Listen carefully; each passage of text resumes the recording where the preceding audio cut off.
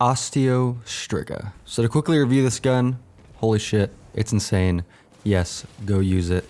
It's great. Okay, bye.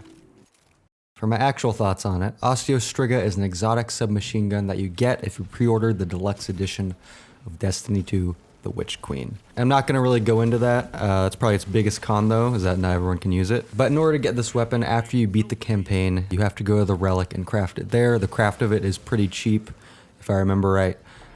So you should have no real problem getting your hands on it if you are able to get it. Let's go ahead and look at Osteo Striga's perks. It has polygonal rifling, which increases stability, steady rounds, which also increase stability and slightly decrease the range. Toxic overload. Landing a final blow or multiple precision hits triggers a burst that poisons nearby targets. Hand-laid stock, even more stability. And its exotic perk, Screaming Swarm, which fires a stream of sentient toxic projectiles that track the targeted enemy. Finally, its catalyst. Poison final blows return ammo to the magazine, and it also ups the stability and reload speed of the weapon. I did not have the catalyst at the recording of this video, so take that as you will. So basically what you have here with Osteo Striga is a hyper-stable weapon with tracking bullets. Tracking bullets that track to the head, by the way.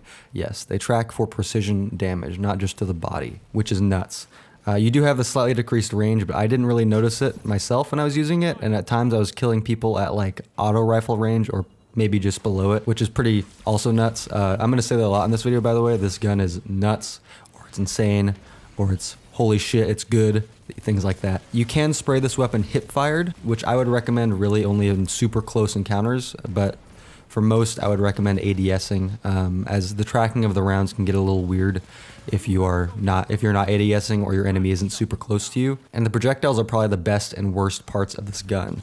You have to kind of get used to their travel time, and this gun is not really a gun that you can have prolonged engagements with, like you could maybe with some other types of weapons. You want to kill the enemy with Osteo Striga as fast as you can, because it only has a 27 round mag, and that goes away pretty fast, especially because of the way the projectiles feel. It's kind of hard to explain, but because they travel slower, my initial feeling of the weapon is I wasn't using as much ammo as I actually was, but really you probably want to be reloading after each encounter or each kill that you get, because you're probably going to be left with around 8 to 12 rounds max left in your magazine after each kill. Once you're used to the projectile travel time though, again, holy shit, this gun's nuts. And hands down, it's the best part about the gun is the projectile travel time. Because they track, the projectiles allow you to bow out of engagements early, keeping you safer.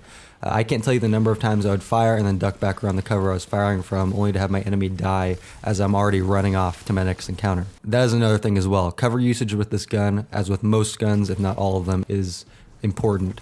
But really with Osteo Striga, it's a must. You can't have prolonged engagements in the open, or you'll risk trading with your opponent because the bullet travel time is slower than other weapons. So I found it best to strafe in and out of cover, firing almost like you would with a hand cannon, or as I mentioned earlier, firing around 15 rounds, then leaving the encounter to have my opponent die as I ran off to my next one. Essentially what I'm trying to say is this gun is an ambush weapon that you really want to use to kill fast and then get out. That's the general gist and playstyle I got by using it. A really nice part of it, kind of with that, is it keeps you mobile and keeps you moving around the map, having these little quick encounters before you run off.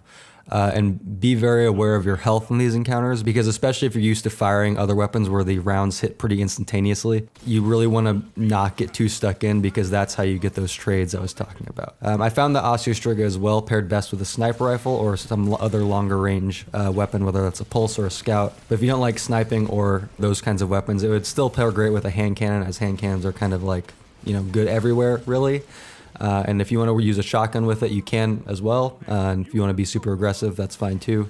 I just tend to have a bit more of a passive-ish play style. The Toxic Overload perk, or the Poison Burst effect, I didn't really find much use of in PvP, as this weapon's not super good at fighting against multiple targets. Due to the projectile travel time, you're probably going to get burned down before too many of your projectiles even reach your opponent. To close, after all that, I don't think this gun is overpowered because there are clear ways to counter it, but it is definitely very good. I'd say it's like top tier or near top tier. If you're fighting against this weapon, or you should probably know this while using it as well, is if you want to counter Osteo Striga, you really want to keep an Osteo Striga user at range, where it will take the projectiles a longer time to travel to their target. 2v1ing users, if you have the ability to do so, is also good, as the projectiles tend to have some confusion when tracking onto two different targets, and they'll kind of split, I noticed. You can definitely like duel someone with Osteo Striga. You just have to be careful about it and really hit your shots. Because Osteo Striga really punishes the opponents that miss because its shots